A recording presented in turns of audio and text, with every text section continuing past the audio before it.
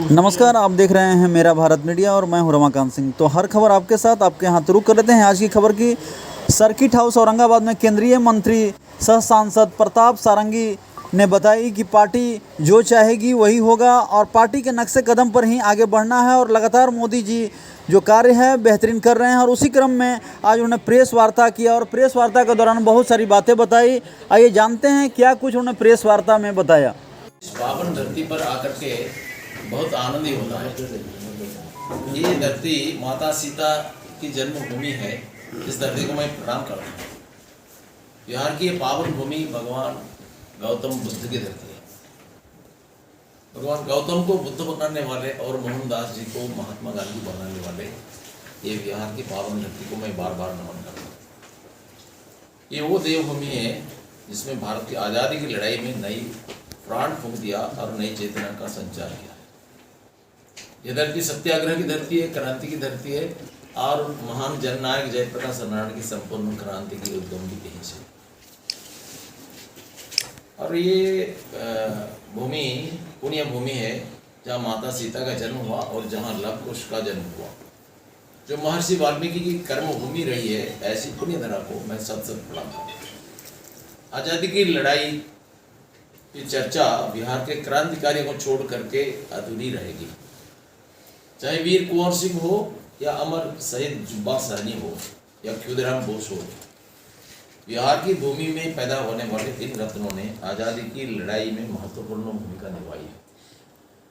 राष्ट्रकवि रामधारी सिंह दिनकर, जिनके काव्य ने भारत की एक पूरी पीढ़ी को गढ़ा है, उनकी जन्मभूमि भी बिहार है। सम्राट अशोक की यह पावन भूमि सदा वंदनीय है। अपना पूरा जीवन शोषितों, पिछड़ों और वंचितों की सेवा में समर्पित कर देने वाले महान जननायक कर्पूरी ठाकुर की जन्मभूमि और कर्मभूमि को सादर नमन कर आज जब सैकड़ों वर्षों की प्रतीक्षा के बाद अयोध्या में श्री राम मंदिर का निर्माण हुआ, तब श्री राम की ससुराल बिहार से भी चावल की आमदनी हुई। केंद्र सरकार की जो योजना के कारण बिहार के साथ साथ संपूर्ण भारत का विकसित सुनिश्चित हुआ है, इसमें प्रधानमंत्री आवास योजना एक प्रधानमंत्री आवास योजना ग्रामीण के अंतर्गत केंद्र सरकार ने 36 लाख से अधिक लाभार्थियों को पक्का घर पहुंचाया। प्रधानमंत्री आवास योजना शहरी के अंतर्गत 1,12,000 से अधिक लाभार्थियों को पक्का घर मिला है।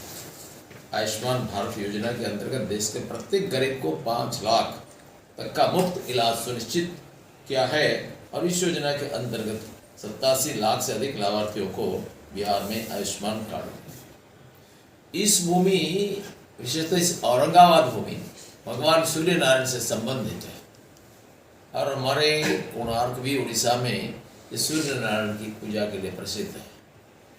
भले ही वहाँ का सूर्य मंदिर भग्न है, परंतु ये भी एक ऐतिहासिक मंदिर था जिसका कीर्तिमान पूरे विश्व में स्थापित है। और ये ऐतिहासिक भूमि के विषय में बड़ा चमत्कार कहानी भी सुनने को मिला। गरीबों के लिए खाद्य सुनिश्चित करने के लिए माननीय प्रधानमंत्री गरीब कल्याण अन्न योजना की शुरुआत की, जिसके अंतर्गत राज्य में 5 करोड़ 71 लाख से अधिक लाभार्थियों को लाभ मिला।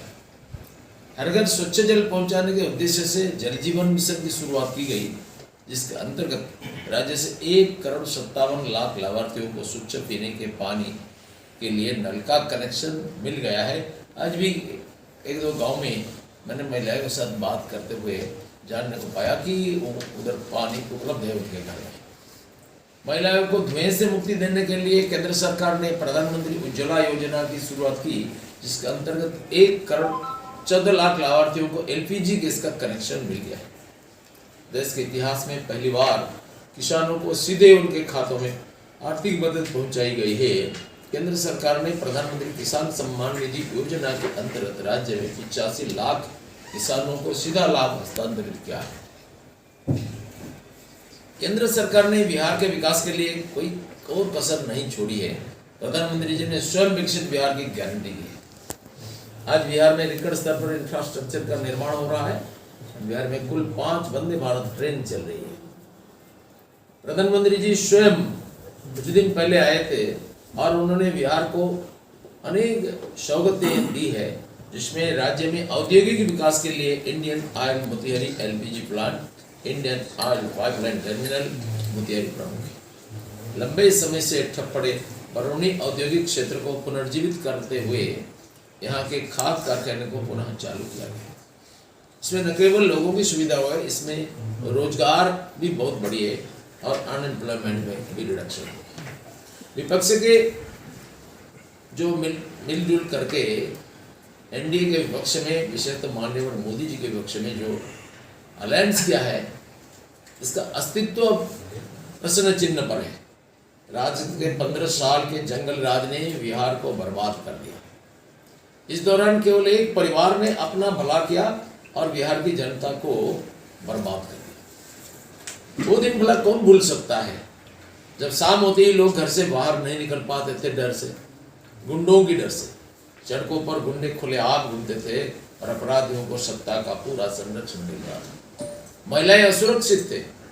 जब बिहार में जंगल राज आया तो ये पलायन और ज्यादा बढ़ गया। जंगल राज लाने वाले लोगों ने सिर्फ अपने परिवार की चिंता की। बिहार के लाखों बच्चों का भविष्य दांव पर लगा दिया। एक परिवार ने नौकरी के बदले जमीनों पर कब्जा किया और युवाओं का भविष्य अदर में लटक दिया। बिहार में जंगल राज लाने वाला परिवार बिहार के युवाओं का सबसे बड़ा गुनाहगार है, दुश्मन है। एक तरफ नया भारत बन रहा है, दूसरी तरफ आरजेडी, कांग्रेस और इनका इंडी गठबंधन अभी भी 20वीं सदी की दुनिया में जी रहा है। इंडी गठबंधन अभी भी लालटेन की लौ के ही भरोसे। राजद में विधायक, सांसद वही बन पाते हैं जिनका पर अधिक से अधिक मुकदमे दर्ज हैं।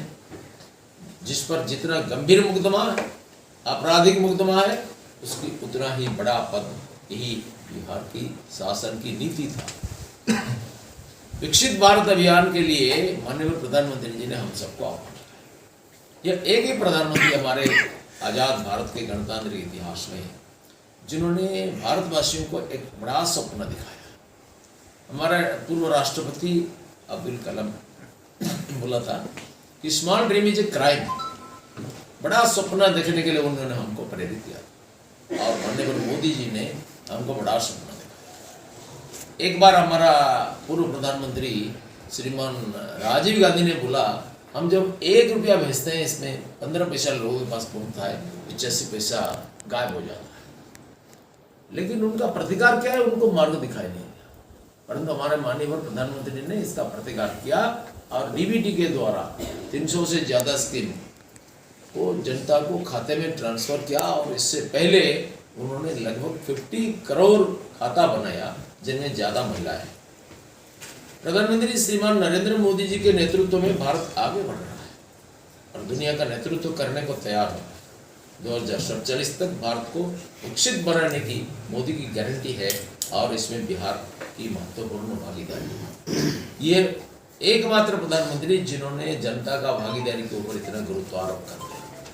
सबका साथ, सबका विकास, सबका विश्वास, सबका प्रयास, यही उनका विकास का महामंत्र है।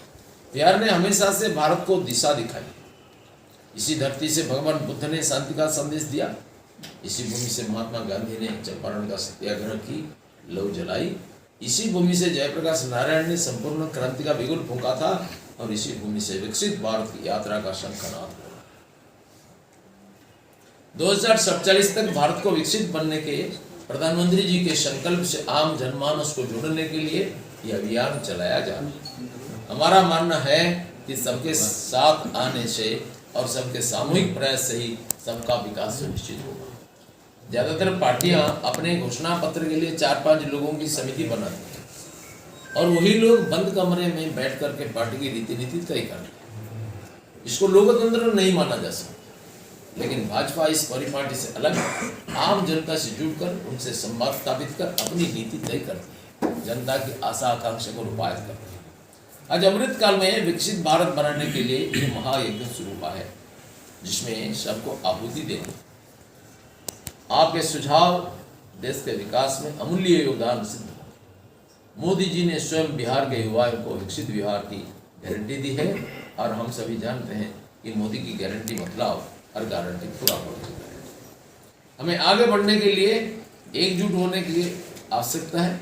आइए मित्रों, भाजपा की इस मुहिम में साथ जुड़िए और विकसित भारत बनाने के लिए मोदी जी के हाथ मजबूत कीजिए। नमस्कार।